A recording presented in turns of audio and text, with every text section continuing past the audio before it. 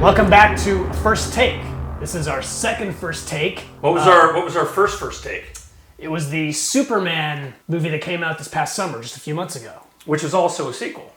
Yeah, it was more of a reboot than anything else, but it was a solid reboot. It was a good Superman movie as well.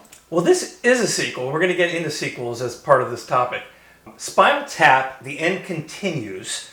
The first, of course, came out in 1984. Directed by Rob Reiner. And I really want to get into the issues that we typically see with sequels.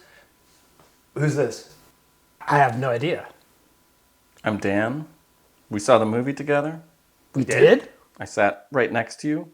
You did? We shared popcorn. And then you invited me here to do all of this. We did? Well, welcome. Well, nice to have a fresh perspective here, Dawn. Dan, but thanks. So, sequels. I went in with very low expectations because I figured there are two problems with sequels, or there can be. One is that comedy sequels often fail. Yes, there's the sequel problem, and then there's comedy sequels, which are even worse. Well, then there's a third thing, too. Legacy sequels where 30 or 40 years go by, and then people, obviously much older... Which aren't necessarily comedies, but... No, we'll get into some of that. There have been some very few good comedy sequels. I would say, like, the Pink Panther sequels with Peter Sellers are good. Does your dig that? No? Oh. Let's dig it. I thought you said your dog did not bite. That is not my dog.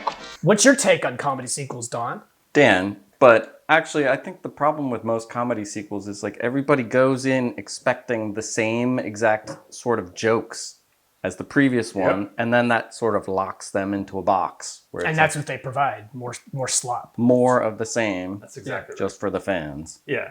In terms of horrible comedy sequels, I can name tons. Some that come to mind. Caddyshack II. Caddyshack II is first on my list. Let me get this straight. You pull it out, I suck. Is there any money in it for me? Blues Brothers 2000. Right. Which is more along the lines of this, where you're going to have, the old band getting back together again. Elwood! What are you doing? I'm sorry. I promised the guy. It'll never happen again. Things like Arthur II on the Rocks. Look at me, Hobson. No, thank you. I would say the most recent Ghostbusters sequel, where they like CGI'd 4 or Harold 5, Ramis. yeah. Which goes into the legacy sequel idea. That's a legacy sequel and a terrible comedy sequel. A legacy sequel where 30 years goes by and then they decide, let's have a reunion of sorts. Yeah, the corporation wants to milk the IP. A non-comedy legacy sequel I have to mention is Kingdom of the Crystal Skull. Not comedy on purpose. Yeah. That's a good point. But that's the classic, like, Karen Allen just being like, I'm just happy to be here. Yeah, hey, Andy. It's great to be on film again. Steven, everybody, this is so George Lucas is here. Don't forget how checked out Harrison Ford is throughout that entire movie. Yeah. Part-time. And there have been other ones, of course, with Harrison Ford lately. Yeah, definitely like The Force Awakens. It's another Death Star. I wish that were the case, Major. And this is Starkiller Base. So it's big. The most pointless cash grab, I think, in the last, 20 years. And didn't they do Blade Even Runner? though some people like Blade that. Runner wasn't bad. Yeah, he was in that and did a decent job. Blade Runner 2049 was actually, I like that better than the Ridley Scott original. It's very rare that a sequel is good or works. There are, of course, some exceptions. Maybe we'll do a list highway on the top 10 sequels of all time. Paddington 2. I've heard the Paddington movies are just good in general. Yeah. I've never seen any of them. If you get back to the question of how many good sequel comedies are there? Not many. Yeah. Airplane 2 has some funny bits in it, but it's just more of a rehash. By the way, they recently did a Mel Brooks History of the World Part 2. That looks so bad. And it was mediocre, yeah. And let's not forget, they recently just remade The Naked Gun. Please, take a chair. Thank you. Which the old remakes of Naked Gun were actually decent sequels. Yeah. Those and Hot Shots Part 2. Part 2, yeah. And those are Zucker brothers. They didn't just rehash the same jokes. Yeah. Right. Obviously, there'll be the regular merch. Yes. And Hope has had a rather brilliant idea. Tap water. It says artisan. It's just tap water. It's tap water. So is Spinal Tap II Blues Brothers 2000, or is it Empire Strikes Back? Well, Two extremes. what do you think? It's neither of those. It's definitely in the middle. Do you think I was just being hyperbolic? Maybe a little. Possibly. So I went into this movie, we saw it today, and I very much thought, it's going to be maybe a few chuckles, and that they were going to spend too much time rehashing old jokes, and they were going to be terribly old looking, which they are. But, that's... But in a way that annoyed me with the idea of it still trying to capture the same magic as back in 1984. No. They proved me wrong. Yeah, I went in with zero expectations. I was against the idea of making a sequel to this because I was like, what's the point? It just seems like, a cash grab. So I went in with zero expectations. The original, of course, it's on we did a video on the top 10 comedies of all time, and the original Spinal Tap is on that list, all of our lists. Don, what is your opinion of the original Spinal Tap? It's Dan, and I think that the original is really good. I really like how in the original there's just a ton of jokes that are sprinkled in, like these side jokes, and I think they did a good job in the sequel of doing the same sort of thing, but maybe not enough. Did you see it recently? I did. I saw it right before seeing this. You saw them back to back. That's Yeah. actually a really good way of doing it. It's such a fine line between stupid and clever. Yeah. Well, we should start right off the bat that we all like this movie. We all like the sequel. It's not as good, of course, as the original, but it's a solid sequel. It's definitely not Caddyshack 2. We'll go back in time to that mystic land. The other thing I'd say is I'm a big fan, and I think you guys are too, of some of the Christopher Guest movies. Yes. Whether you're talking about Waiting for Guffman, Best in Show, and of course the classics, the very first one, Spinal Tap. This is Spinal Tap. Which actually is directed by Rob Reiner, who directed the sequel as well. That's true. Rob Reiner plays the fictional filmmaker in it, Marty DeBurgi, who reprises his role in this. There was a lot of improv in This is Spinal Tap. Did Christopher Guest co-write it at all? The movie? Yeah. Okay. All of them did. All four of them did, just like all four of them did this one. It's just a framework for which them to do all of their bits. Okay. It's something that, of course, Christopher Guest took with his own troupe later on in the 90s and the 2000s. That's right. Now, let's get into the cast. So, Rob Reiner, this is one of the few times where I would say somebody who was in a classic movie reprised the role and actually did an even better job. I think you see more of him, his character, in this movie. He's more pronounced in this. He was definitely the through line, in the first This is Spinal Tap. But I think his character was elevated in this one. He was more of a driving force, yeah. That seemed to propel the story forward. Hi, I'm Marty DeBurgi. 40 years ago, I was honored to direct a film called This is Spinal Tap. One thing I like, too, is that the world in which the sequel exists, the original movie, it also exists, and so there's a lot of reaction to what happened in that first movie. I like that. You find out that they became reinvigorated again as a band and more popular after that movie. It enhanced the world a little bit. It's Don Quixote, part 2. It is. I have to say, Rob Reiner, Christopher Guest, Michael McKean, Harry Shearer, all perfect in this movie. Who are some of the other? They made some good additions. Yeah. Forget his name, but the guy who played their manager, Ian Faith, is dead. So they have his daughter now taking over that role, and she's really good. Hope Faith? Her name's Hope Faith. Yeah. Great name. And Chris Addison from The Thick of It. One of the actors, he played Ollie Reeder in The Thick of It. He's their promoter, and he's so funny in this. Yeah, his nonchalance and not caring. And he actually can't hear music. Yeah, that whole bit where he can't hear music, literally. There was some meta thing going on, though, where he was the corporate person saying, I don't know if I see the cash grab. There's a possibility for milking here. What we need to do is secure your legacy. If during the gig, at least one, but ideally no more than two of you were to die, would you settle for a coma? Oh, no, that's interesting.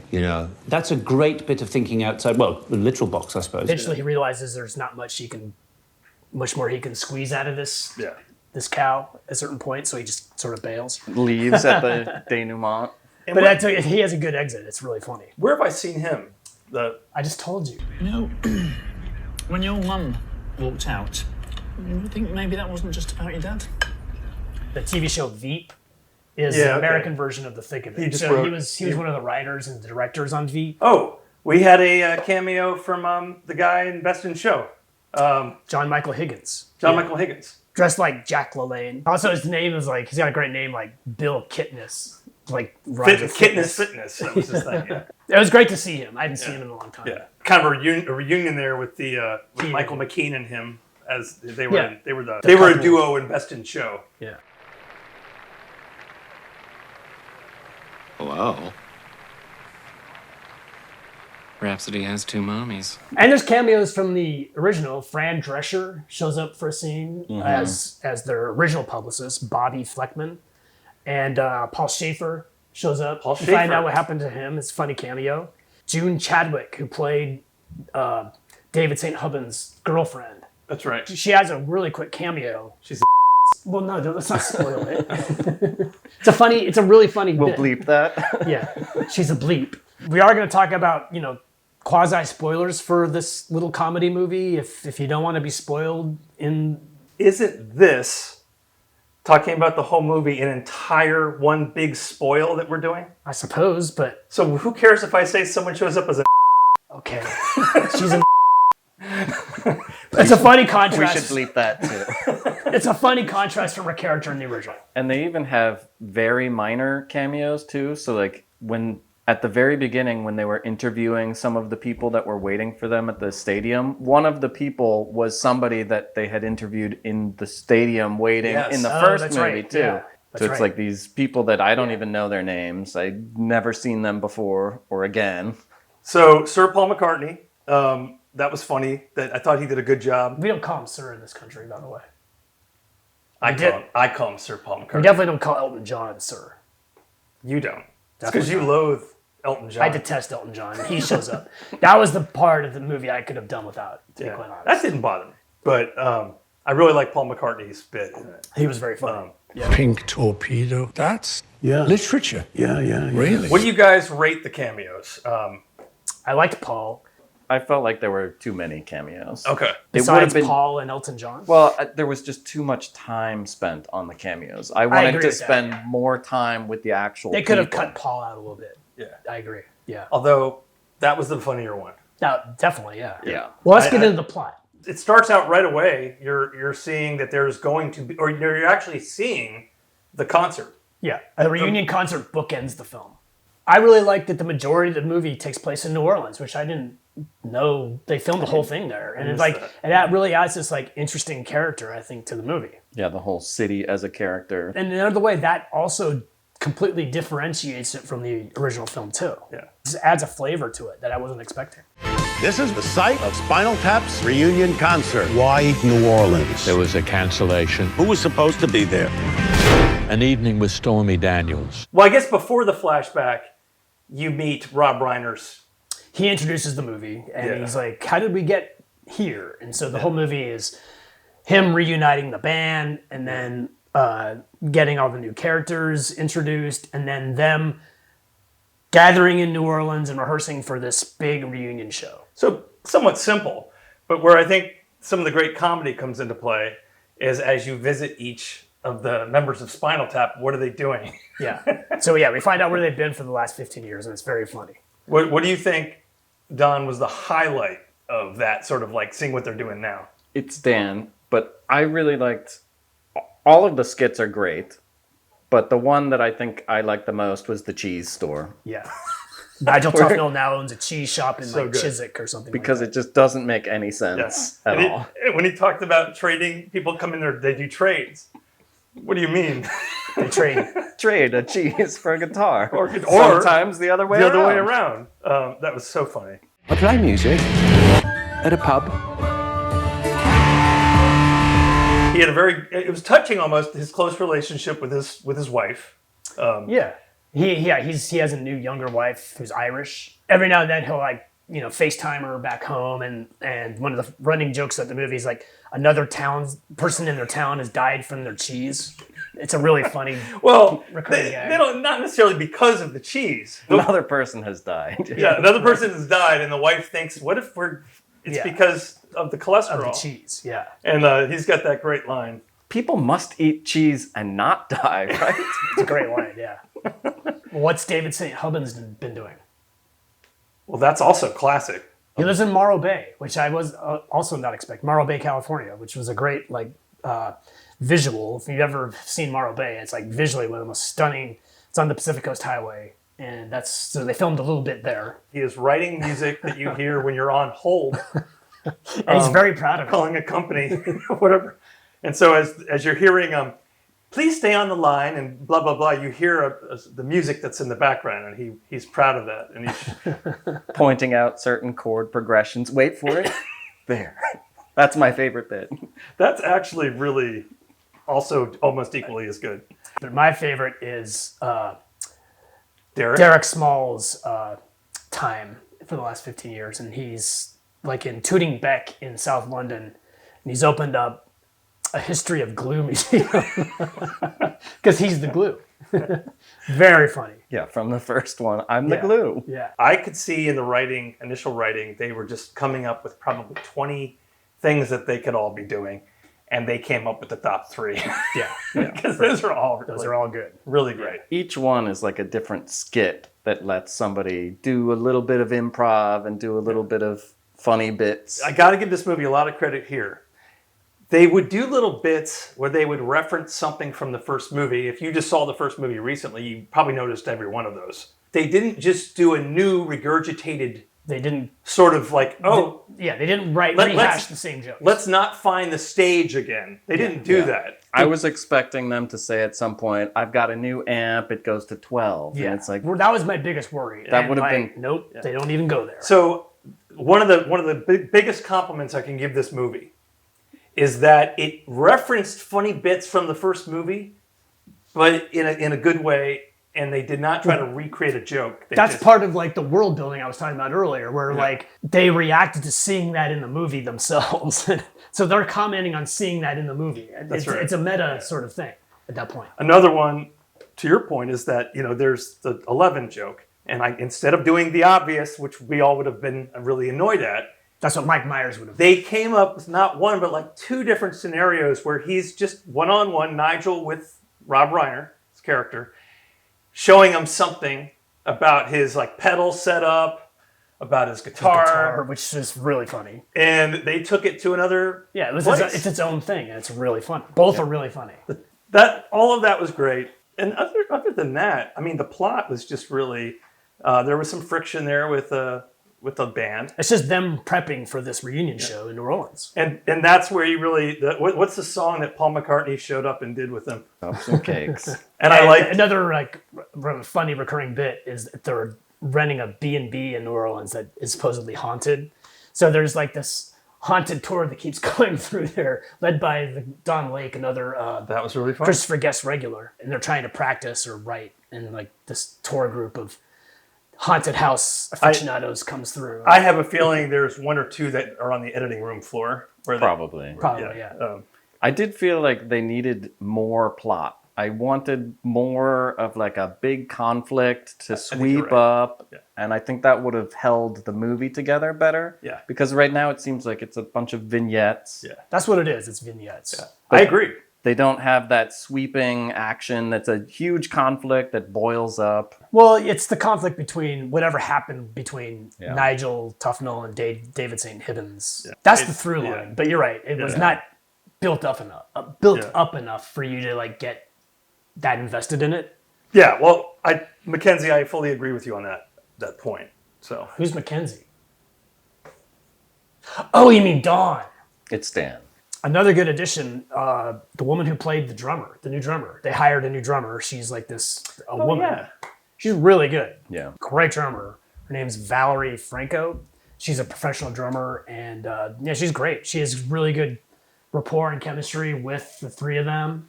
He thought she was the helmswoman in Strange New Worlds. And I was like, it can't be because that woman is a terrible actress, and she was actually the woman in this was really good. She played very well. I like the whole joke about there's been how many drummers died in Spinal Tap? That was the reference to 11 drummers. Yeah. Oh, okay. That was the sly reference. I'll take that. I didn't even catch that. Yeah. We've only lost 11 or 12? 11 drummers. I thought she was going to die horribly in the climax of the movie. I thought that's what Which they would have were been setting funny, but but it would have been maybe too predictable. Yeah. What would you guys have done if the ending was all three of those guys died from the accident? That's what they were where they were going. But what would your reaction be if that would have been brilliant? Kill them off. That's a bold move. I was thinking, I had mixed feelings about that the reason I would have accepted it is that they're not going to do another one of these. And actually death is sort of like kind of a subject throughout the movie too. They're all like talking about it a lot. Slightly in an annoying way that's like, okay, we get it. They're old. Yeah. They're paunchy. Yes. The one line I was looking at the dates of birth when when the workout guy, he's like John Michael. He was like, I was looking over the dates of birth and what did he say? The candles cost more than the cake. That was a great line, yeah. That was very funny. The only callback in the movie, and it's a great callback, is of course Stonehenge. We should say Stonehenge. Stonehenge is the climax. Yeah, that's the climax. Like I said, I detest Elton John, so I could have done with that. He shows up twice. He adds nothing to this. I don't mind Elton John, but I think it should have been Elton John just brought nothing to the table. I don't think he should have showed up at the end with the big finale. Yeah, why did he sing Stonehenge? Spoiler alert, by the way. I don't know. It adds to like the big comedy bit at the very end, but which is very Three Stooges. I thought them in the hospital at the very end. I flashed on Three Stooges at that point. Everybody up in body casts. Yeah, I get that. Were most of the songs we heard? There were some new ones sprinkled in there. There were a few new. Yeah. Okay. Which I like. That also added to like the kind of expanded world building. I like the way it wrapped up, though. It was very much a Christopher Guest ending. If you think of how Best in Show, Waiting for Guffman, A Mighty Wind, show climax. Well, they have an epilogue.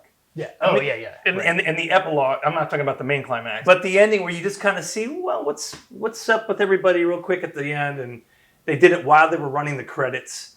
Which they did in the first one too. Yeah. Oh, that's right. So I give this movie a solid B+. It was a B earlier, but it's kind of gone up. It's because of how they did the everything from like the backstories of everybody. There was some good comedy. I don't give it an A because of some of the long cameos we talked about. It's not as good as the original, but it's a solid sequel. So I too give it a B+. I think for me the plot architecture issue means, yes, all of the bits are funny. I like that they didn't get into the whole comedy sequel trap of redoing all of the same jokes over and over again. Right. And I just enjoyed it. I had fun. I laughed. So B- for me. Yeah. Okay. And it was fun to like just hang out with these characters again. I thought they didn't like wear on your patience like a lot of comedy sequels do. You're like, oh god, this character's Arthur is so annoying in the sequel. They didn't fall into that trap either. Like the characters are like personalities are turned up to 11. I would also say that because to your earlier point, the story maybe where they could have taken it with the dynamics of the band, and they could have gone a little further. One thing that I missed from the first one that I think gave it a sort of strange undercurrent was there's this like latent homoeroticism between the main two people, David and Nigel. Yeah. Okay. Like they had cold sores next to each other, and then there was like this electricity between them, and they didn't really play that up in this one, which I think that would have given it an extra. There's a little jealousy, like when David St. Hubbins gets together with June, who's like the Yoko in the original. Like there's definite jealousy between them. You're right. Yeah.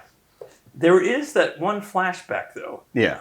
And the way they're looking at each other, sort of smiling, like there's this little maybe I know it's just supposed to be their friendship, but Again, that's a cut from the first one. Yeah, It's they literally took a scene from the first one and played it as a flashback. So they right. could have built that yeah, you're right. better. Another great New Orleans shot too. Yeah. Bourbon Street somewhere. The thing that you guys had as kids, is that still there? I'm in a band that constantly is breaking apart and coming back together. But the more we retreat into the music, the nicer things become. Not to be profound or anything, and it would be a first time for me. So I think we're all in agreement that we were pleasantly surprised by Spinal Tap II. I agree. And that's our latest episode of First Take. And we'll see you next time. And I'd also really like to thank Oscar for joining us on this episode. No, his name is Don. For the last fucking time, my name is... These happy days are yours and mine, happy days.